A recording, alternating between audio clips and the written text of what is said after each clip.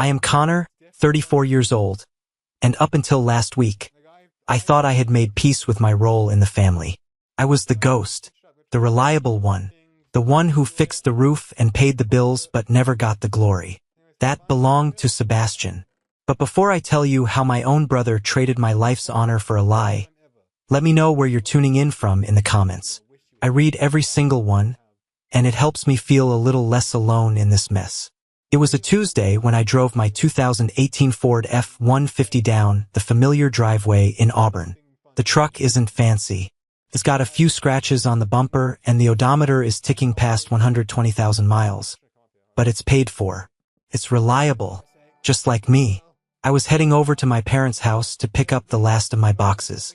I had finally bought a small place of my own near the Boeing facility where I work as a security engineer, and I wanted to clear out my old room so Mom could finally turn it into the craft room she'd been talking about for a decade.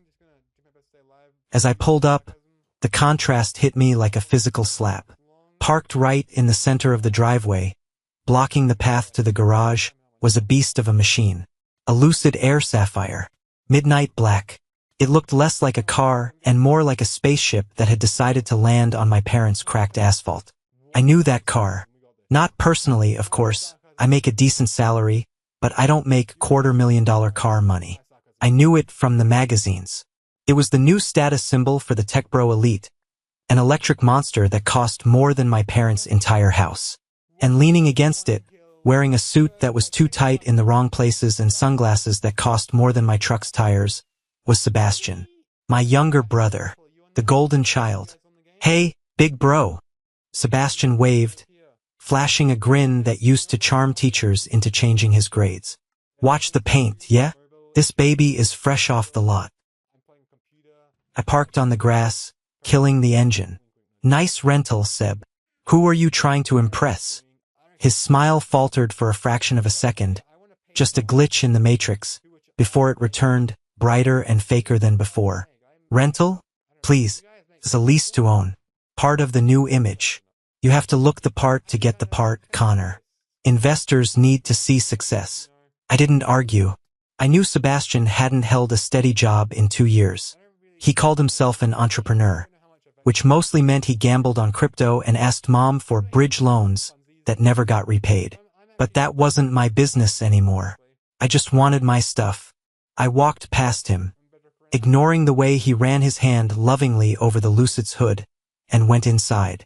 The house smelled like pot roast and lemon polish. It was the smell of my childhood, a smell that used to make me feel safe until I realized that safety was conditional. "Connor? Is that you?" Mom's voice drifted from the kitchen. "Yeah, Mom. Just grabbing my footlocker and the metal box." "Oh, good. We need the space. Sebastian is hosting a dinner here for his groomsmen next week, and we need to clear out that clutter." Clutter. That's what 10 years of service in the Air Force Special Tactics was to her. Clutter. I climbed the stairs to my old room. It was already half transformed. My posters were down. The bed was stripped. My desk, where I used to study for the ASVABs until my eyes burned, was covered in swatches of fabric for Sebastian's wedding. I went to the closet. Top shelf, left side. That's where I kept it. A simple, polished oak box with a brass latch. Inside were the physical representations of a decade of my life. The campaign medals, the commendations, and the Purple Heart I got after an IED took out our convoy outside of Aleppo. And underneath the velvet lining, hidden from view, was the one medal I never wore. The one with the serial number HUM Z2QF. I reached up. My hand met empty air. I frowned, standing on my tiptoes to feel around the shelf. Dust. Nothing but dust. My heart did a strange, slow thud against my ribs. I dropped my hand and scanned the closet floor. Maybe it fell? I moved old shoeboxes, pushed aside winter coats that smelled like mothballs. Nothing. "Mom!" I called out, my voice tighter than I intended. I walked back out to the landing. She appeared at the bottom of the stairs, wiping her hands on a dish towel. "What is it, Connor?" "No need to shout. Where's my box? The oak one, with my medals." She waved her hand dismissively. "Oh, that. I think Sebastian moved some things around when he was looking for, oh, I don't know, something for the wedding. Ask him.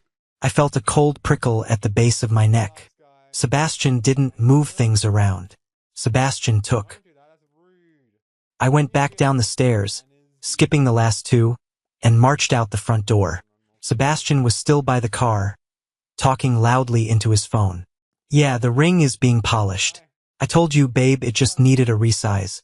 Tuesday? Yeah, I can bring it to the appraiser Tuesday. Don't worry, it's flawless. He saw me coming and hastily hung up. Whoa, easy there, soldier. You look like you're ready to breach a door. Where is it, Seb? Where is what? He feigned ignorance, inspecting his fingernails. My box. The medals. It was in my closet. He let out a sigh, the kind you give a toddler who won't stop asking for candy. Oh, that old junk? Look, Connor, don't freak out. I borrowed it. Borrowed it. I stepped into his personal space. He flinched, stepping back against the $250,000 car. You don't borrow military decorations, Sebastian. Where are they? I needed some props, he lied. I could see it in his eyes. The same shifting look he had when he broke Dad's golf clubs and blamed the neighbor's kid. For a photo shoot. For the wedding aesthetic. Vintage hero vibes. You know? Bullshit, I said. You're lying. Where are they really? He laughed. A nervous, high-pitched sound. God, you're so intense. This is why Sarah thinks you're scary. Look, I put them in storage. I'll get them back to you next week after the wedding stuff settles down. I promise.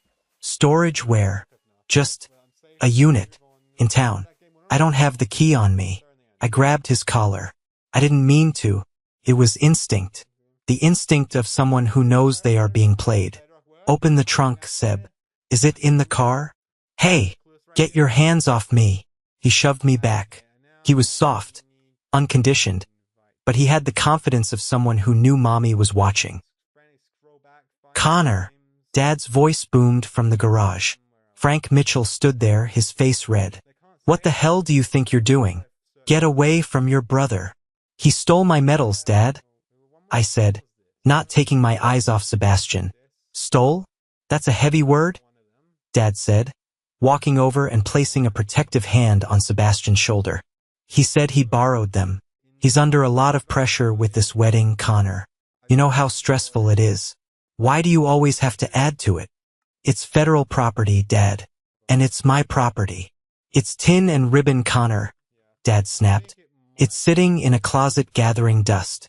If your brother needed to move it to make space or use it for a display, let him. He's the one getting married.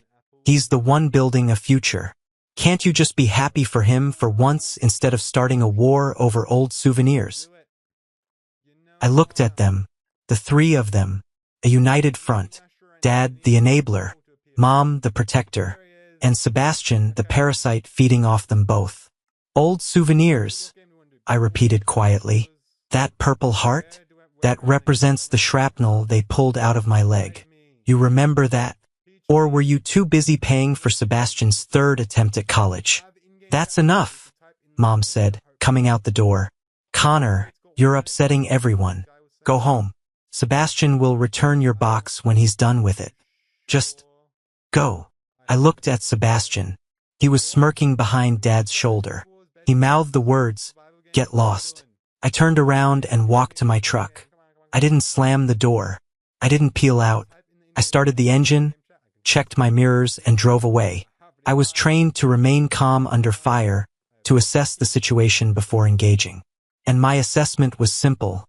They were lying. When I got back to my apartment, I didn't go to sleep. I opened my laptop. I knew Sebastian. I knew he didn't care about vintage hero vibes.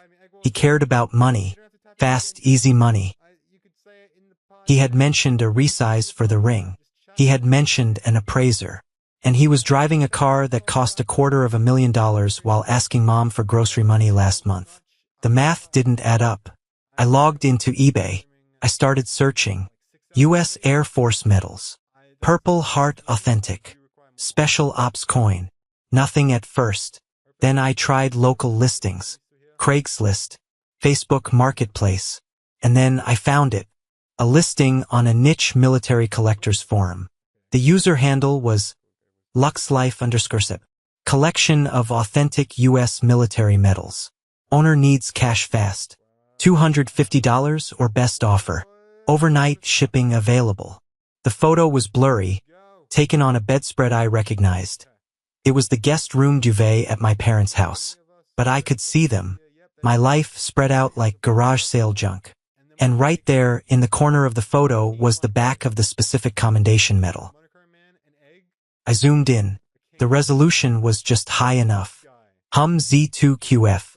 My blood ran cold. He hadn't just sold my medals. He had sold the one piece of metal that wasn't supposed to exist. The one that was technically classified property of the U.S. government because of the chip embedded inside the casing.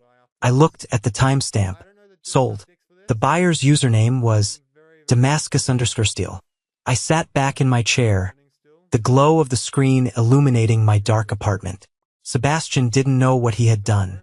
He thought he was pawning a trinket to pay for his lies.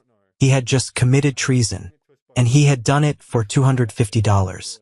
I stared at the screen until the pixels seemed to burn into my retinas. Sold. Gone.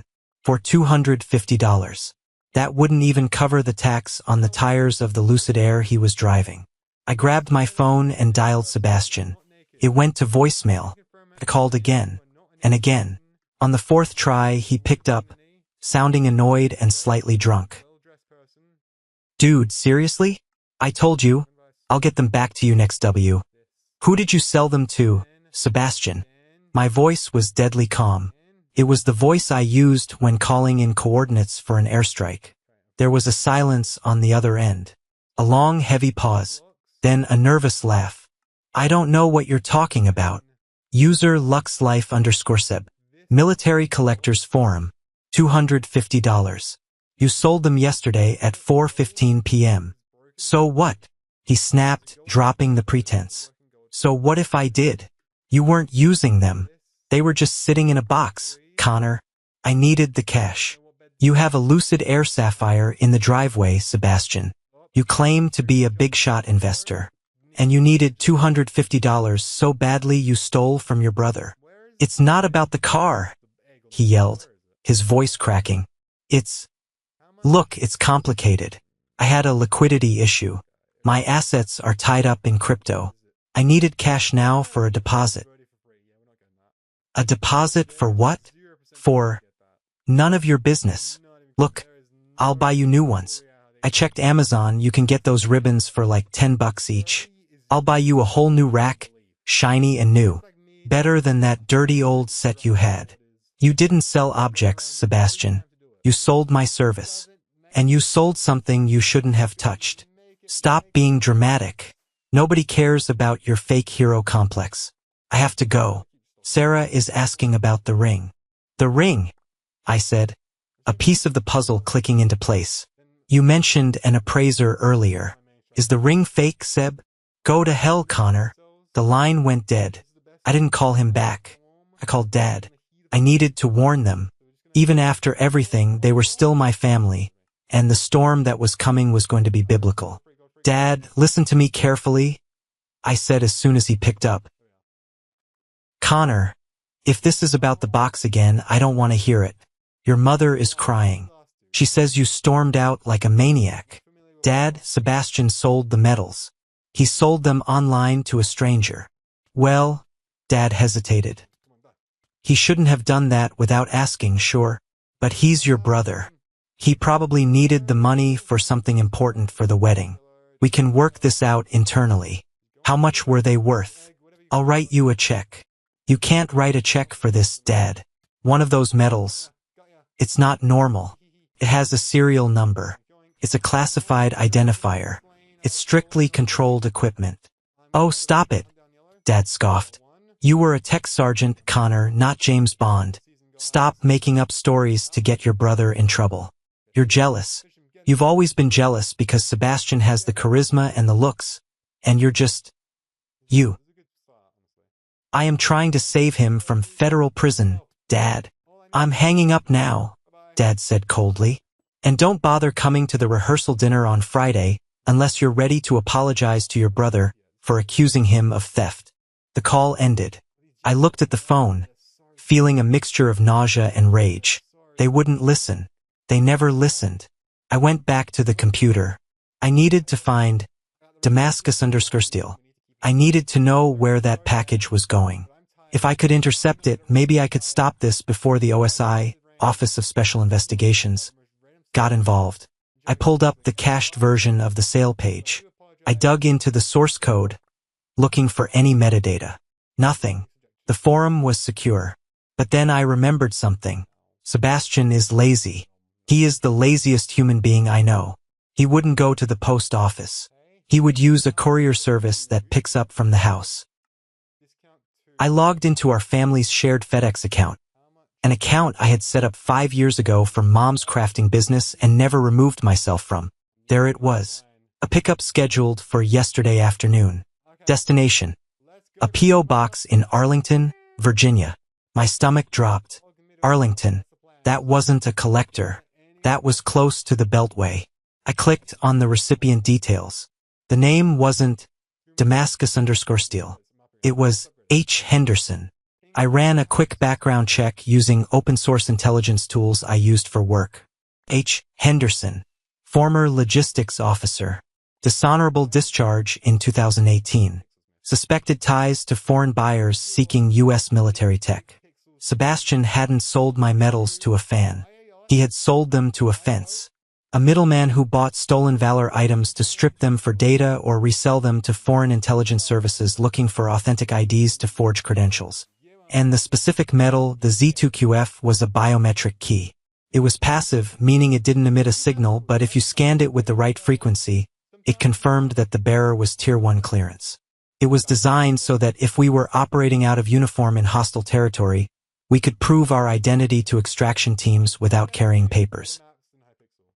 If that metal ended up in Iran or Russia, they could reverse engineer the frequency. They could compromise the entire extraction protocol for active operatives in the Middle East. I wasn't dealing with a petty theft anymore. I was dealing with a national security breach. I had a choice. I could drive to my parents' house, tackle Sebastian, beat the truth out of him, and try to retrieve the package. But it was already delivered. It was in Virginia. I had to report it. I sat there for an hour, staring at the phone. If I made this call, Sebastian's life was over. The wedding was over. My relationship with my parents was over. But if I didn't make the call, and that ID was used to ambush a SEAL team or compromise a safe house, that blood would be on my hands. Endurance isn't love, I whispered to myself, repeating a mantra I learned in survival school. It's surrender. I had endured my parents' neglect for 30 years. I had endured Sebastian's bullying and selfishness. But I would not surrender my oath. I picked up the phone and dialed a number I hadn't used in 3 years. OSI Field Office, Washington. Major Hales line. This is former Master Sergeant Connor Mitchell. Service number 899-44. Alpha. I need to report a Class 1 security breach involving sensitive material HUM Z2QF. It has been sold to a civilian target. Hold the line, Sergeant. The voice on the other end sharpened instantly. Do not hang up. I waited. I looked out the window at the rain starting to fall. I imagined Sebastian sleeping soundly in his expensive sheets, dreaming of his fake life, completely unaware that the hammer was pulled back, and I had just released the trigger. The next 48 hours were a blur of silence. I went to work at Boeing, swiped my badge, sat at my desk, and stared at lines of code that made no sense. I was waiting for the explosion. I didn't have to wait long. It happened on Thursday morning. I was in a meeting about perimeter drone defense when my phone vibrated. Then it vibrated again, and again, a continuous buzz against the mahogany table. I glanced down. Dad? 12 missed calls. Mom? 8 missed calls. Sebastian? 3 missed calls. Then a text from Dad. They are here. Do something. I excused myself from the meeting, my legs feeling like lead pipes. I walked out into the hallway and called Dad. Connor! He was screaming. I had never heard my father scream like that. It wasn't anger. It was pure, unadulterated terror. They're breaking down the door. Men with guns. They have your brother on the ground. Dad, calm down.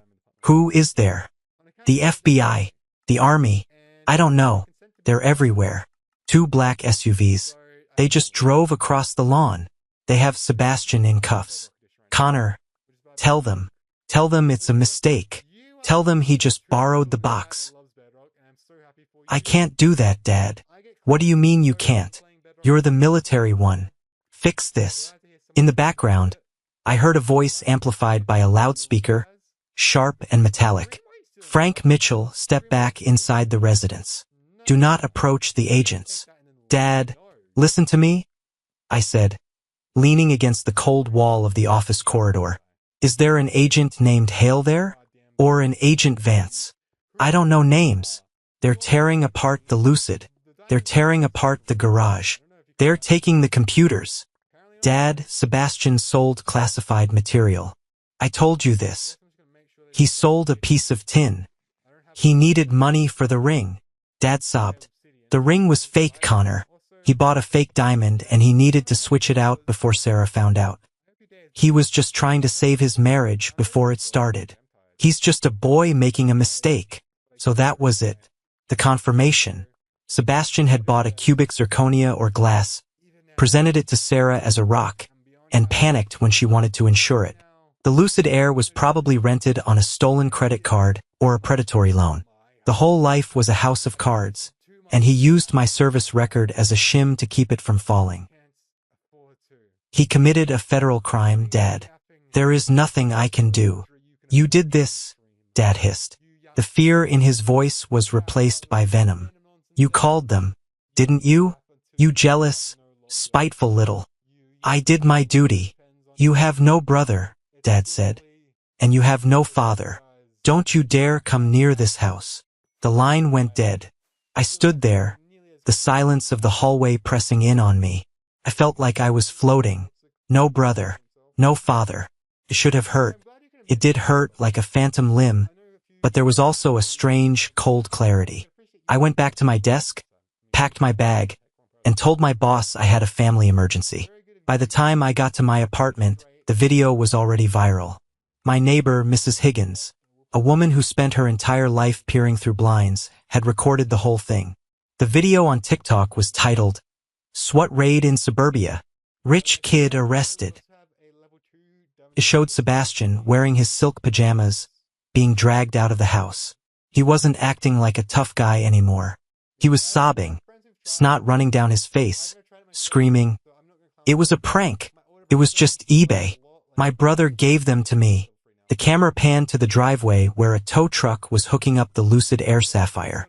Then it showed my mother, screaming at an agent, hitting his chest with her fists until she was gently but firmly restrained. The comments were brutal. LOL, Crypto Bro finally got caught. What did he do? Sell drugs. Bet Daddy can't buy him out of this one. But then the narrative started to shift. That evening, a new video appeared. It was Sebastian's fiancée, Sarah, or rather, ex-fiancée. She was sitting in her car, no makeup, eyes red. I just want to say, she spoke into the camera, her voice shaking, that I had no idea. I thought he was a successful businessman. He told me the ring was a family heirloom. He told me the car was a bonus from a merger. Today, the FBI told me the ring is glass. And the money he used to buy it came from selling his brother's Purple Heart. Connor, if you're seeing this, I am so sorry. I didn't know he was a monster. That video blew up. But the internet is a fickle beast. While half the world attacked Sebastian, the other half, mobilized by my parents, started attacking me. My aunt posted on Facebook, "My nephew Connor called the police on his own baby brother over a misunderstanding. Disgusting behavior. Family comes first." My cousins chimed in. "Imagine sending your brother to prison over some old medals. Connor always was cold." Then the email came. From HR Boeing Security Division subject. Administrative leave, Mr. Mitchell, due to the ongoing federal investigation involving your immediate family and the nature of your security clearance. We are placing you on unpaid administrative leave effective immediately pending the outcome of the OSI inquiry. I stared at the words. Unpaid. My salary was gone. My family was gone. My reputation was hanging by a thread. I poured myself a whiskey. I didn't drink often, but tonight, I needed to burn the knot in my throat. There was a knock at my door. Not a police knock. A steady, rhythmic rap. I opened it. Standing there was a man in a gray suit. He was older, with hair like steel wool and eyes that had seen everything. Connor Mitchell? Yes. I'm Lieutenant Colonel Marcus Hale. Wesai, we need to talk. Am I under arrest? No, Hale said, stepping inside without waiting for an invitation. But your brother is singing like a bird, and he's trying to pin the whole thing on you. He claims you gave him the medals. He claims you told him to sell them to Henderson to fund a joint investment. I laughed. It was a dry, humorless sound. And you believe that? I don't believe anything until I see the evidence, Hale said, looking around my sparse, clean apartment. But Henderson is in custody. We intercepted the package. The Z2QF is secure. However, Henderson claims he had a source inside the Special Tactics Unit. Your brother is too stupid to be that source. He's just the delivery boy. Hale turned to me, his eyes boring into mine. This is a mess, Mitchell. If you want to clear your name, you need to come to Washington. There's going to be a hearing. A closed-door tribunal. When? Tomorrow. Pack a bag. And bring a suit. A real one. I don't have a lawyer, I said. I can't afford a high-end defense attorney on an unpaid leave salary. Hale paused at the door. You don't need a lawyer if you tell the truth. But if you lie to protect your family, I will bury you right next to your brother. He walked out. I stood in the doorway watching him leave. I realized then that the battle wasn't over. It was just moving to a new battlefield. The drive to DC took 4 hours, but it felt like 4 years. I wore my service dress uniform. It was the only suit I had that commanded respect, even though I was technically a civilian now. It fit a little tighter across the chest than it used to, but the ribbons were gone. My chest was bare. Felt like walking into battle without a rifle. I checked my phone at a rest stop. The internet war was raging. Sebastian had posted bail. God knows how, probably mom remortgaged the house and was now on a rampage. He had posted a video titled, The Truth About My Brother.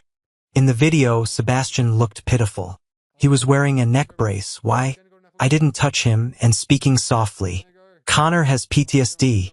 He lied smoothly. He gets confused. He gave me the box. He said, Seb, take this, I don't want the memories. I sold it to help him pay for therapy. And then he snapped and called the feds on me. I love my brother, but he's sick. The comments were sickening. Poor guy. Veterans need help, not to be demonized. Connor sounds unstable. Wait, didn't the fiancé say he stole it? She's a gold digger. She's lying too. I threw the phone onto the passenger seat. My own brother was weaponizing my mental health that was perfectly fine, to cover his crimes.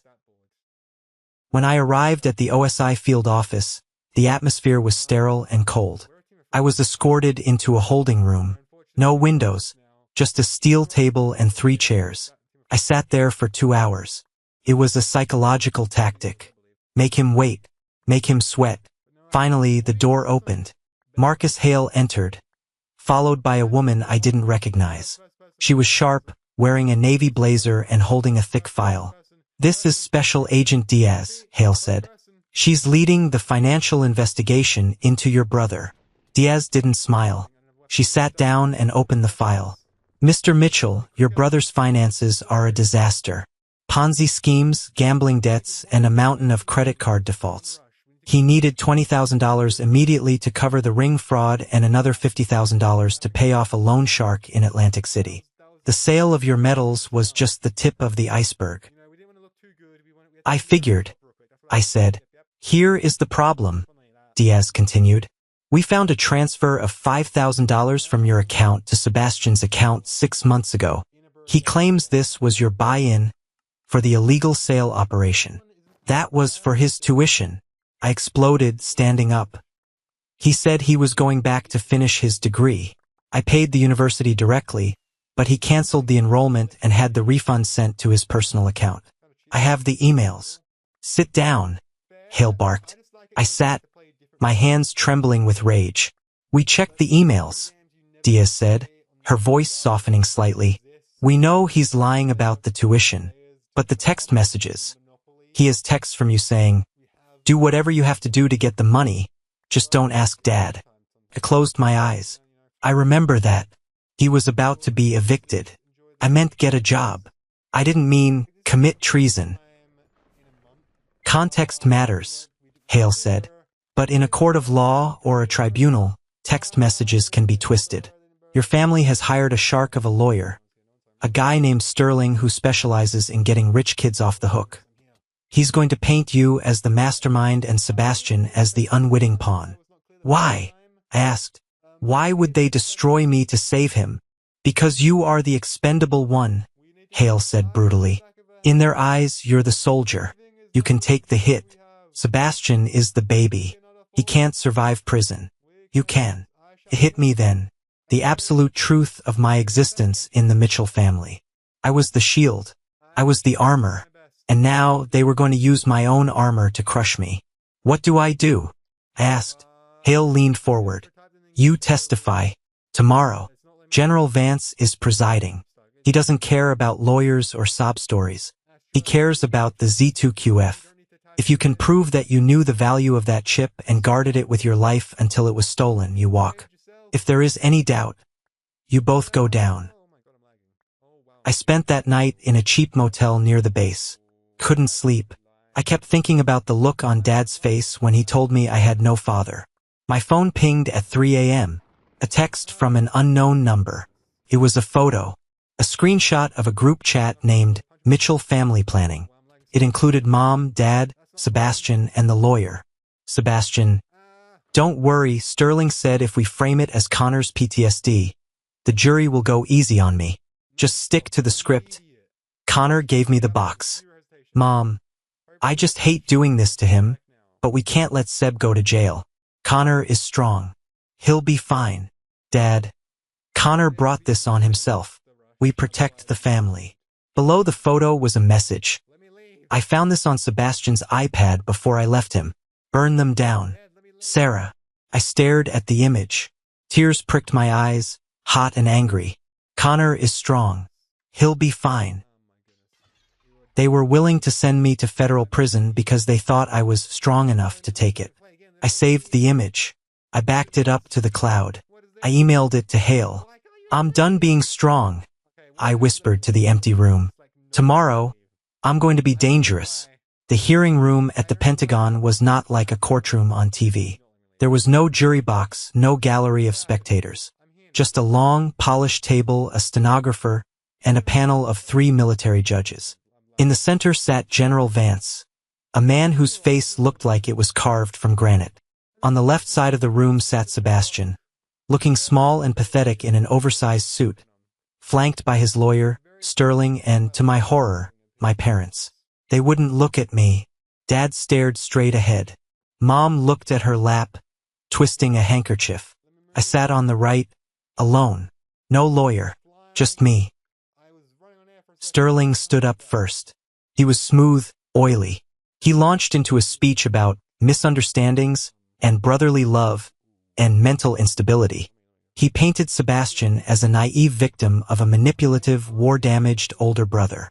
General, Sterling said, gesturing to me, Mr. Connor Mitchell has a history of intensity. We believe he gave these items to his brother as a cry for help, and when the reality of the transaction set in, he panicked and blamed Sebastian. We ask for leniency for Sebastian, who was merely trying to help his struggling brother. Sebastian wiped a fake tear from his eye. Mom reached out and patted his hand. It was a masterful performance. If I didn't know the truth, I might have believed it. General Vance turned to me. Mr. Mitchell, do you have a representative? No, sir, I said, standing up. I speak for myself. Very well. You have heard the accusations. Did you give the box containing hum Z2QF to your brother? No, sir. Can you prove it? Vance asked. It's his word against yours. And your parents seem to corroborate his story. I looked at my parents. Dad finally met my eyes. His gaze was hard, warning me to back down. Take the fall, Connor. Do it for the family. I reached into my pocket and pulled out a flash drive. Sir, I have submitted new evidence to Major Hale as of 0300 hours this morning. May I present it? Sterling jumped up. Objection. We haven't seen this evidence. Sit down, counselor. Vance growled. This isn't a civil court. I'll see whatever I want. Display it. The screen on the wall flickered to life. It was the screenshot Sarah had sent me. The group chat. Connor is strong. He'll be fine. We protect the family. The room went dead silent. The air seemed to be sucked out of the space. I saw the color drain from Dad's face. Mom let out a small gasp and covered her mouth.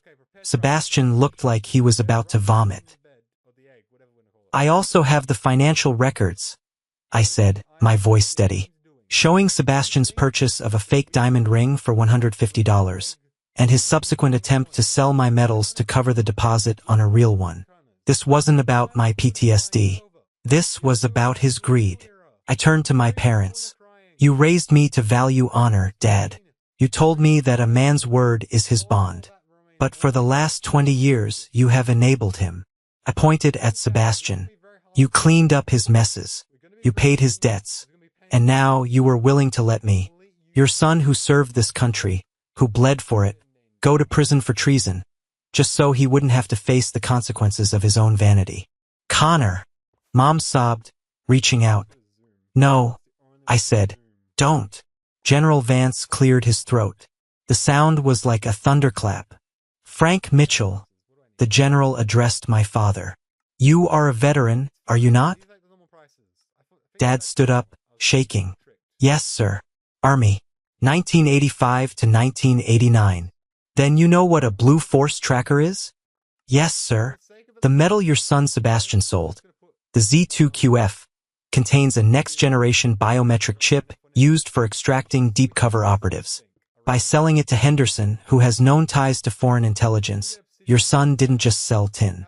He sold the keys to the backdoor of American Special Operations. Vance leaned forward. If that chip had left the country, every operative in the Levant would have been compromised, including the men your son Connor served with. Dad slumped back into his chair. He didn't know. He truly didn't know the gravity of it. He just thought it was a medal. But here is the twist, Vance said, a cruel smile touching his lips. He looked at Sebastian. The buyer, Henderson?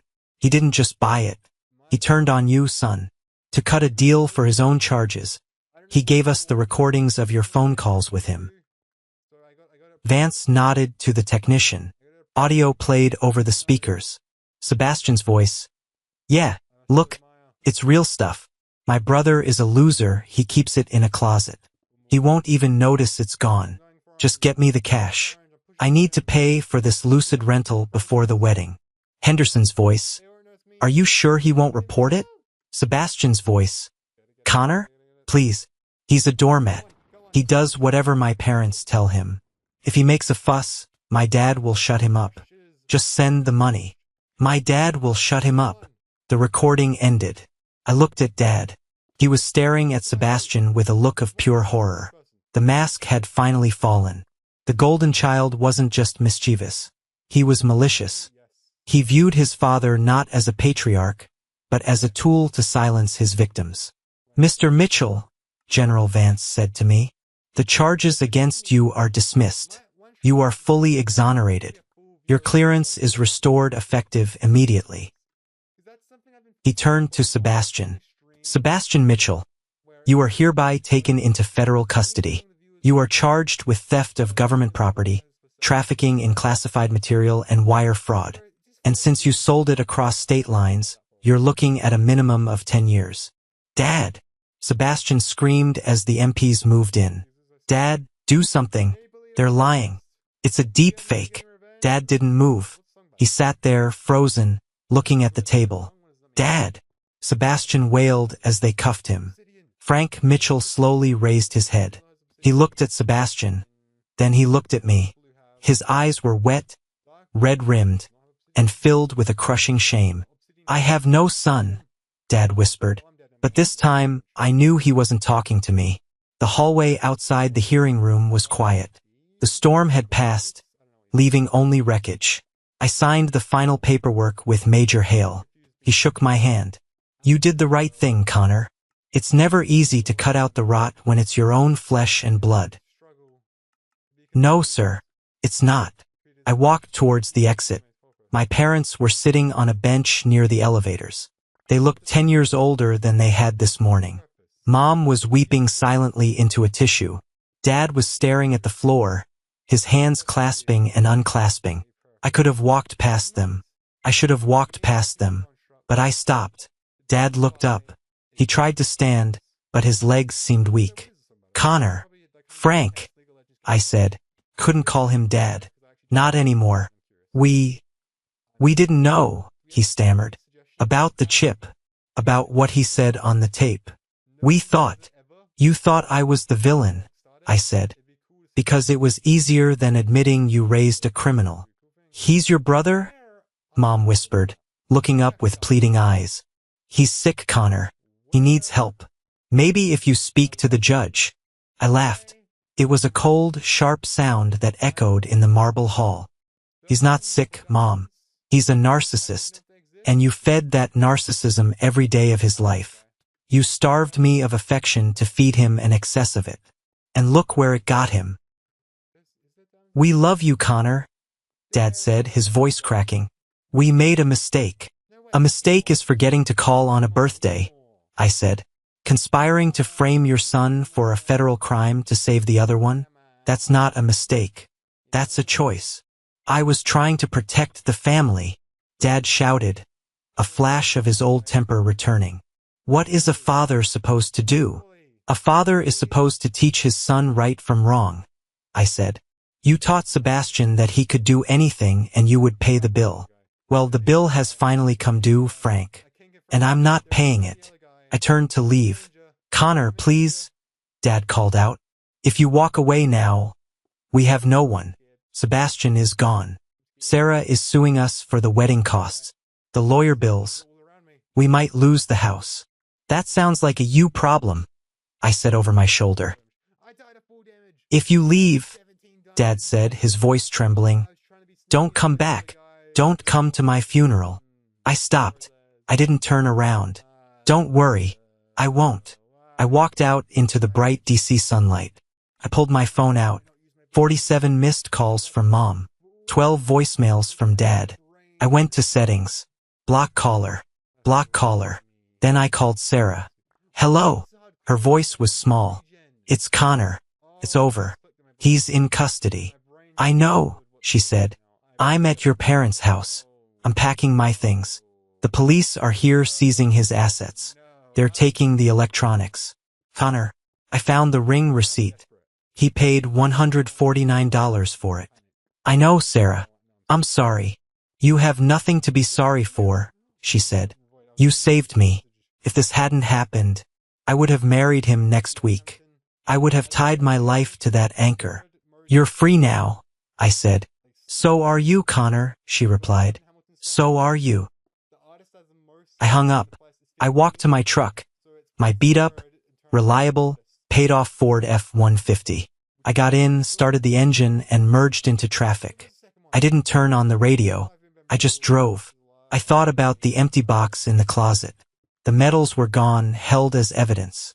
I might get them back in a year, maybe two. But I realized something strange. I didn't need the medals anymore. The medals were proof that I had served. Proof that I had endured. I had just survived the hardest battle of my life. Right there in a conference room with my own family. And I had won. I was alone. No inheritance waiting for me. No family dinners. No safety net. But for the first time in my life, the road ahead was wide open. And the rearview mirror? It was empty. 2 years. That is 730 days. In that time, I haven't spoken a single word to Frank or Linda Mitchell. I don't call them Mom and Dad anymore. not even in the quiet privacy of my own mind. Those titles are earned, and they forfeited them the moment they sat in that hearing room and tried to trade my freedom for Sebastian's comfort. My life looks very different now. I don't work in the basement of Boeing anymore, staring at code. I have a corner office with a view of the Potomac. The plaque on the door reads, Connor Mitchell, National Director, Lost Honors Recovery Initiative. After the hearing, General Vance didn't just exonerate me. He offered me a job. He realized there was a massive gap in the system, thousands of veterans having their stolen valor sold on the black market, just like mine was. He needed someone who understood the pain of that theft personally, someone who had the security clearance to track the items down and the tenacity to navigate the bureaucratic maze. He chose me. It's ironic. My parents always said Sebastian was the one destined for greatness, the one who would have the big office and the important title. They bet the house on him, literally, and they lost. I learned about the foreclosure through a third-party notification system I set up. It's a standard background check tool I use for work, but I kept a passive tag on the name Mitchell. 6 months after Sebastian went to prison, the bank took the house in Auburn. The legal fees for Sterling, the high-priced lawyer they hired to frame me, bled them dry. Plus, Sarah sued them for the wedding costs and won. I remember staring at the screen when the notification popped up. Property seized. Auction pending. I felt nothing. No joy, no vindication. Just a hollow recognition of cause and effect. They spent a lifetime buying Sebastian's way out of trouble, and eventually, the price became higher than they could pay. One Tuesday morning, my assistant, a sharp young woman named Chloe, buzzed my intercom. Mr. Mitchell, there's a woman here to see you. She doesn't have an appointment, but she says it's personal. Her name is Sarah. I paused. I hadn't seen Sarah since the day the police raided the house. Send her in. When Sarah walked in, I almost didn't recognize her. The timid, anxious girl who used to shrink under my mother's passive-aggressive comments was gone. In her place was a woman wearing a tailored business suit, her hair cut in a sharp bob. She looked strong. She looked like someone who had walked through fire and come out made of steel. Connor, she said, extending a hand. You look good. The suit fits better than the uniform did. It's been a while, Sarah, I said, gesturing for her to sit. You look thriving. I am, she smiled, but it was a serious smile. I'm a real estate broker now, top 10% in the state. Turns out, anger is a hell of a motivator. She reached into her bag and pulled out an envelope. She slid it across the mahogany desk. What is this? Open it. Inside was a cashier's check made out to me. The amount was $10,000. I looked up, confused. Sarah, I don't understand. That's half, she said. I know Sebastian stole your medals to buy a fake ring to trick me, but I also know he stole from you for years before that. I did the math on some of the loans you gave him that he claimed were for us, for furniture, for trips. We never took those trips, Connor. He spent it on gambling and cars. I can't pay it all back, but this is my penance for being blind. I slid the check back to her. You don't owe me anything. You were a victim too. He conned you just as hard as he conned them. No. She pushed it back, her eyes fierce. I need you to take it. Not for you, but for me. I need to know that I closed the ledger. I visited him, you know. My breath hitched. You visited Sebastian? Last month. At the Federal Correctional Facility in Danbury. She leaned back, crossing her legs. He looks terrible. The other inmates, they don't like narcissists. He's working in the laundry unit for 12 cents an hour. Did he ask about me? Sarah laughed. A dry sound. That's all he talked about. He blames you for everything. He says you set him up. He says you corrupted the general. He told me that when he gets out, he's gonna sue you for defamation. He's delusional, Connor. He's been in there for 2 years, and he hasn't learned a single thing. He still thinks he's the main character. And my parents? I asked. The question slipped out before I could stop it. Sarah's expression softened. They visit him every Sunday. They drive a beat-up 2005 Honda Civic now. They live in a small rental apartment on the bad side of town. Your father had a minor stroke last year. He walks with a cane. I looked out the window at the Potomac River, watching the gray water churn. A stroke. A rental. A broken car. Did they mention me? Your mother talks about you, Sarah said quietly. She tells the guards you're a high-ranking government official. She brags about your job title. She acts like she's proud of you. I clenched my jaw. Of course she did. Even in their ruin, they were trying to steal my success to polish their own image. They disowned me when I was a liability, but now that I was an asset, they wanted to claim ownership. But your father... Sarah hesitated. He shuts her down. He forbids her from saying your name. He says you're dead to him. He says you destroyed the family. He's right, I said, turning back to her. I did destroy the family. I burned down the lie so the truth could breathe. And I'd do it again. Sarah stood up. She left the check on the desk. Take the money, Connor. Donate it to your initiative if you don't want it. But don't send it back to me. I'm done with the past. She walked to the door, then stopped. You know, that day at the hearing, when you stood up to them, that was the bravest thing I've ever seen. You didn't just save your career. You saved me from marrying a monster. Thank you. After she left, I picked up the check. I looked at it for a long time. Then I endorsed it and wrote a note to our finance department. Donation to the Legal Defense Fund for veterans wrongfully accused by family members. It felt like the closing of a circle. But the real test came 3 days later. It was a Friday evening. I was packing up my briefcase, looking forward to a weekend of fishing at a cabin I had bought. A real investment, not a crypto scam. My personal cell phone rang. It was a number I didn't recognize, but the area code was Auburn. I usually let unknown numbers go to voicemail, but something, maybe intuition, maybe the residue of Sarah's visit, made me answer. This is Connor. Mr. Mitchell? This is Dr. Evans from Auburn General Hospital. My grip on the phone tightened. Yes, I'm calling regarding your father, Frank Mitchell. He's been admitted to the ICU. Massive cardiac event. His prognosis is very poor. He might not make it through the night. The room went silent. The hum of the air conditioning seemed to vanish. Your mother is here, the doctor continued. She asked me to call you. She's begging you to come. She says he wants to make things right. I stood there, frozen. This was the moment every movie and book prepares you for. The deathbed reconciliation. The tearful forgiveness. The moment where the dying patriarch realizes his mistakes and the son rushes to his side to hear those magic words. I love you. I'm sorry. I thought about the man who taught me to ride a bike. I thought about the man who took me fishing. But then, I thought about the man who sat in a hearing room and watched his lawyer call me mentally unstable. I thought about the man who said, I have no son, because I wouldn't let my brother commit treason. I thought about the man who valued his image more than my integrity. Mr. Mitchell, are you there? The doctor asked urgently. We can keep him comfortable, but time is short. I'm here, I said. My voice was steady, steadier than I expected. I walked over to the window. I looked at the city of Washington, D.C., the city where I had built a life based on honor, truth, and service. Tell Mrs. Mitchell that I received the message, I said. So when can we expect you? I need to put your name on the visitor list. I took a deep breath. It wasn't a breath of hesitation. It was a breath of release.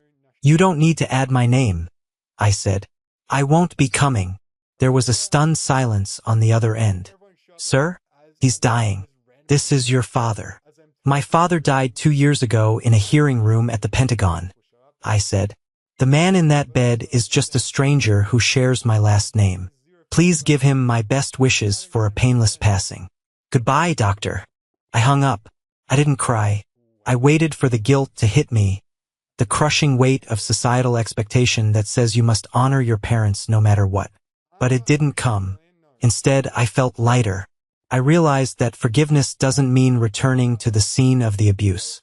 Forgiveness doesn't mean offering your neck to the executioner one last time just because he's dying. I picked up my briefcase. I walked out of my office. I nodded to the security guard in the lobby. I got into my truck. I didn't drive to the hospital. I drove to the river. I cast my line into the water and watched the sun go down. I was an orphan by choice, and for the first time in my life I was completely, utterly at peace. 2 weeks after the phone call, a small envelope arrived at my office. No return address, just a funeral program. In loving memory of Frank Mitchell. I opened it. There was a photo of Dad from 20 years ago, wearing his uniform, looking strong and proud. Underneath, in the survived by section, it listed, beloved wife Linda and son Sebastian. My name wasn't there.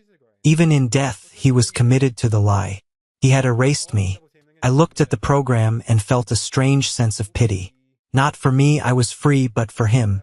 He died protecting a fantasy.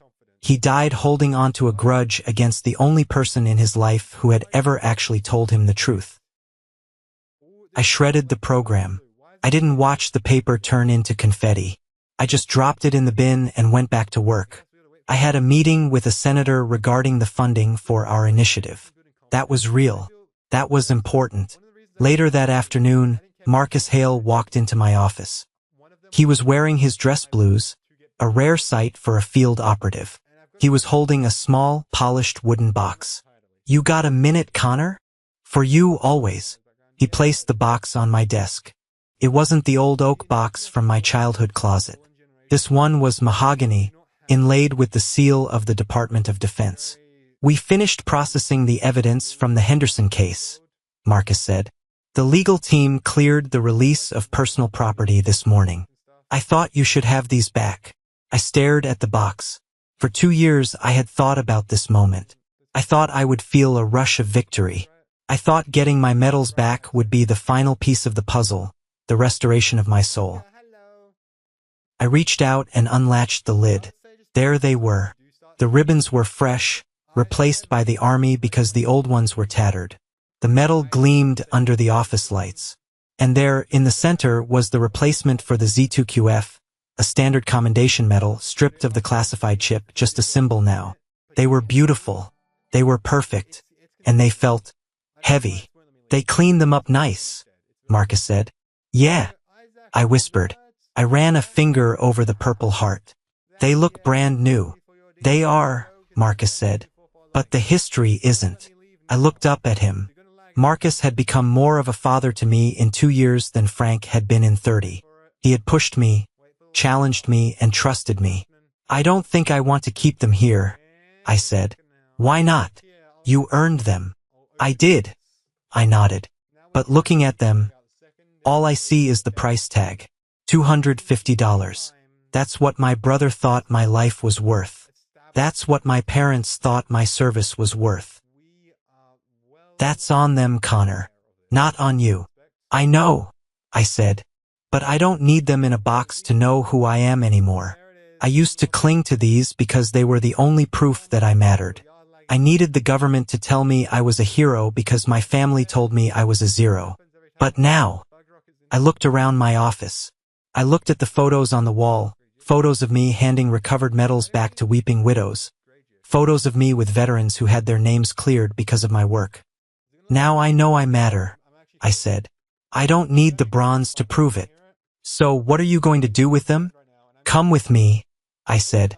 We drove to Arlington National Cemetery. It wasn't far. The sky was that specific shade of slate gray you only see in DC in November. The air was crisp, smelling of fallen leaves and rain. We walked past the endless rows of white stones, the geometry of sacrifice. We didn't go to a specific grave. We went to the tomb of the unknowns. We stood there watching the sentinel pace back and forth. 21 steps. Turn. 21 seconds. Return. Perfection. Dedication. I held the box in my hands. "You know," I said to Marcus, keeping my voice low, "growing up, I was the glass child. You know that term? It's used for healthy siblings of sick kids, but it applies to families like mine too. Sebastian was the sick one. sick with neediness, sick with ego.